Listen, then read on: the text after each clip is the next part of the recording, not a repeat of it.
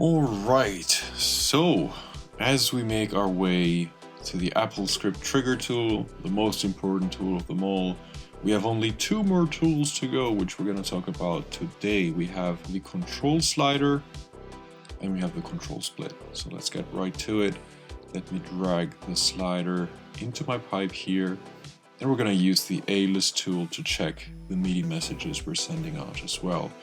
And today, this tool is just perfect for me because I am on the go. I don't have any controllers on me at the moment. And as you can see, what this gives me is just a virtual slider. How cool is that? So you can, of course, drag the slider and it works just like a real slider. You know, it's just going to send out some values. If we have a look at the A-list tools, there we go. Channel number 1, control change 0, which you can see here as well. And here are the different values we're sending out. Of course, you have a couple extra options. You can set the channel to something different. Let's set this to 2. Let's move it a little bit. And as you can see in the A-list tool, now the channel is 2. It was 1 before, now it's 2. We can, of course, change the controller. Let's set this to 001. Move the slider again a little bit, and as you can see, now we have controller 1. It was 0 before, and now it's 1. So that's about it as far as the controller goes, but this is perfect because even though I don't have any physical MIDI controller, I can show you what happens with the split tool. Let me just drag it here. Because now I have a virtual controller that I can use. And then with the split tool, we can change how that controller works, what kinds of values come out of it, which is just perfect. So first of all, we have the source, right? So here you can select which CC you want to change. So our control slider is set to send messages on channel number 2, controller number 1. So if I set this to 0, as is the default setting, no transformation will happen at all because whatever we set here is only going to affect CC 0. So let's set this to 1. We need to match the kind of controller that we're sending into the tool. The first option we have is inverse. So let me actually clear the list here so that you can see what this does. So right now the value of my controller is 0. And let's move it upwards a little bit or to the right. So this should increase the values we're sending out, right? But watch what happens. So we start from 126 and the values are actually decreasing because we're inverting them, right? Easy as that. Okay, so next we have the limit tool. This one is pretty cool. You can set a certain interval, right? And the tool, the control split tool, is going to ignore values outside of this interval, so they won't be passed through. Let me show you what that means. Let me set this to maybe values between 0 and 63, right? So 50% of all possible values.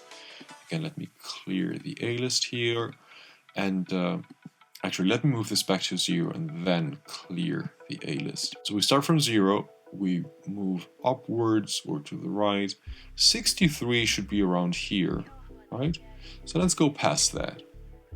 Somewhere like this. Check this out. We start from 1 actually, I guess. Values keep increasing until we reach 63, and then they just stop being registered. So we have effectively limited the range of possible values. Anything above 63 is going to be blocked. Of course, you can set any kind of custom range.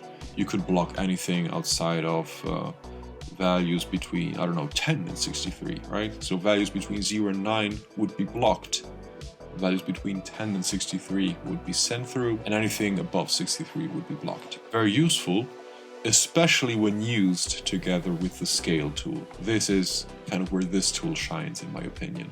And I want to show you a little trick that you can do using this function. So as you could see, we were just blocking anything above 63. But how about this? How about using our physical controller, be it a knob or a slider, to send out values between 0 and 63? So that means half of the action of our controller, right? But the values that come out of MidiPipe are actually between 0 and 127.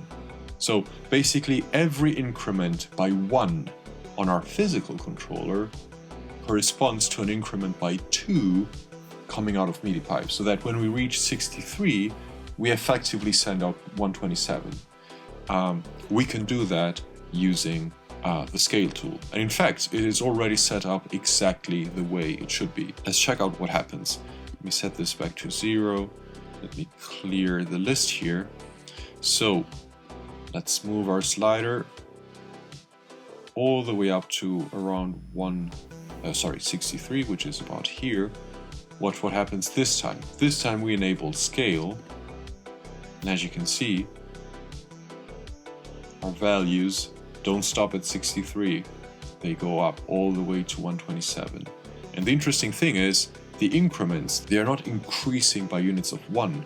They are now increasing by units of 2. So whenever we move our physical controller, or our control slider in this case, by 1 little unit, what is coming out of the split tool is an increase by 2 units. And then we move it by 1 unit again, and now we have a value of 4. By 1 unit again, so the actual value of the slider is 3, now we have 6, and then 8, and 10, and so on and so forth. And once we reach 63, what we get is 63 times 2, which is, well, I guess 126, but you know, there's some rounding going on there, which is the maximum value, of course, here that you can get. So very, very useful, because imagine this. You have a very small MIDI controller, just a couple sliders or knobs, but you want to control a higher number of CCs. Maybe you only have 1 knob, but you want to control 2 CCs. Well, using this tool, you can set things up in such a way that as you move your physical knob, let's say, between 0 and 50%, which is 63, you control CC number 0, let's say, all the way between 0 and 127 in increments of 2, right? And then you can use the second half of your actual physical controller, so that's values between 64 and 127, to maybe control a different CC, maybe CC number 1, not just between 64 and 127, but between 0 and 127.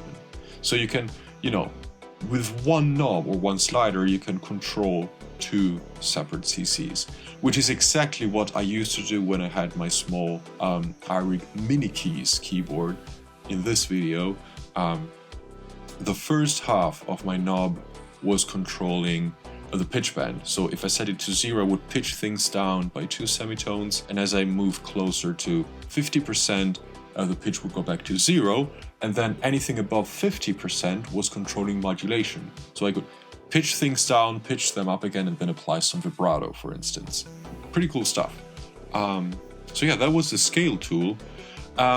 Unfortunately, the fade in and the fade out options here, I cannot demonstrate to you because they don't deal so much with what values are being sent, which we can of course monitor here, but kind of the speed at which they are sent. And since we cannot check the A-list tool and the control slider simultaneously, I could set anything here.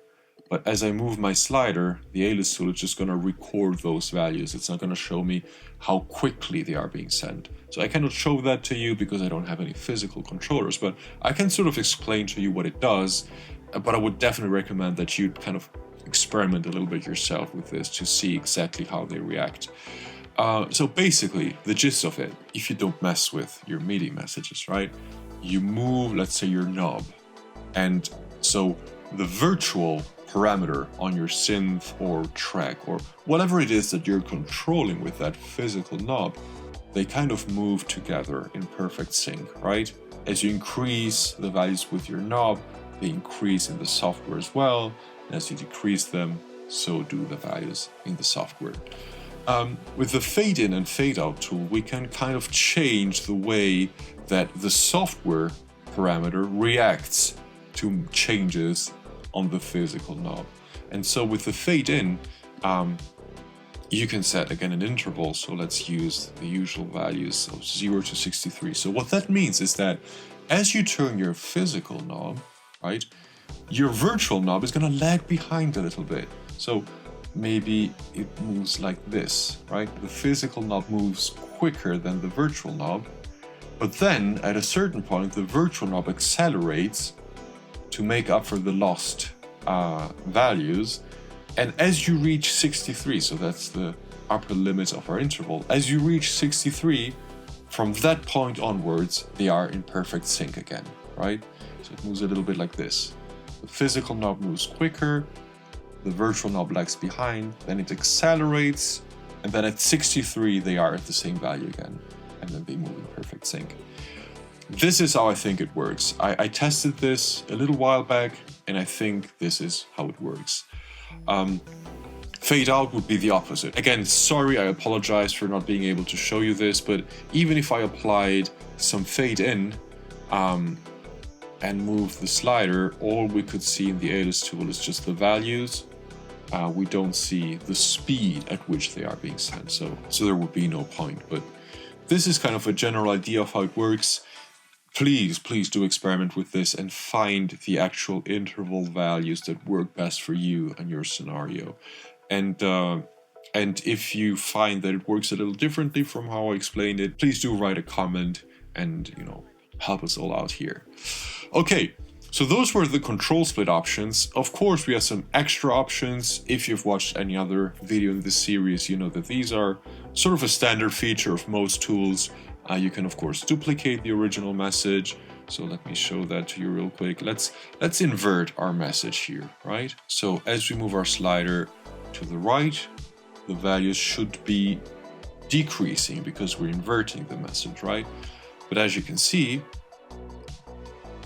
the values are indeed decreasing from 125 to 124, 23, 22, 21, etc. But at the same time, a correct copy, so to speak, the original message is being sent through as well. So we go from 2 to 3 to 4. We are actually increasing as is the movement of our slider. You can only split on a certain channel.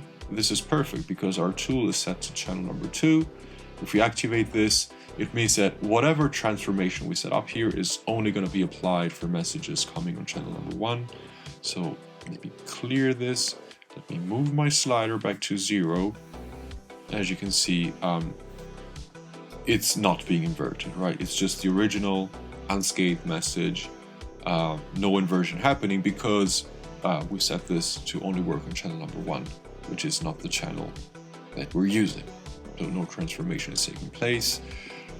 We can also change the controller. This is also very useful. You can use this as a very simple CC conversion tool. So we are using CC1 here. We could convert that to CC0, right? Let's move our slider here a little bit. And as you can see, now we have CC0. It was 1 before, and now it's 0. And of course, we can also set the channel. We can set this to channel 1. Originally we're sending 2, so if I move this, there we go, channel number 1. It was 2 before, and now it's 1.